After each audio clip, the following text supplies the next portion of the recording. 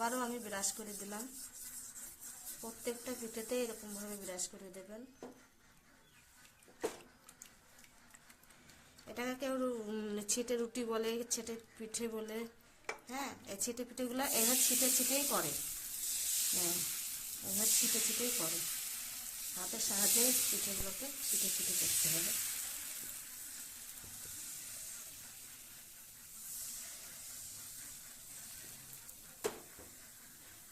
এই দেখো বন্ধুরা, দেখেছো সমস্ত পিঠা আমি এরকমভাবে তৈরি করে নিচ্ছি। আর এই দেখো দেখো কড়াই থেকে কি সুন্দর ছেড়ে ছেড়ে যাচ্ছে। এগুলো কত সুন্দর ছেড়ে ছেড়ে যাচ্ছে। ঠিক এইভাবে উল্টো উল্টে নেবে।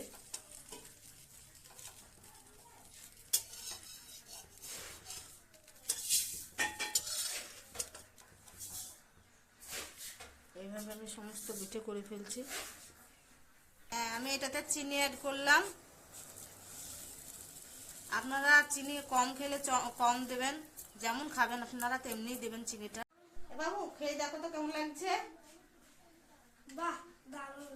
এই দেখেন বন্ধুরা, আমার তৈরি হয়ে গেছে 10 মিনিটের ভিতরে। এটা সকালবেলায় আপনারা ব্রেকফাস্টে করতে পারেন। চট জলদি হয়ে যাবে, খুব সহজ পদ্ধতিতে আর অল্প উপকরণে এটা আমি তৈরি করে ফেলেছি।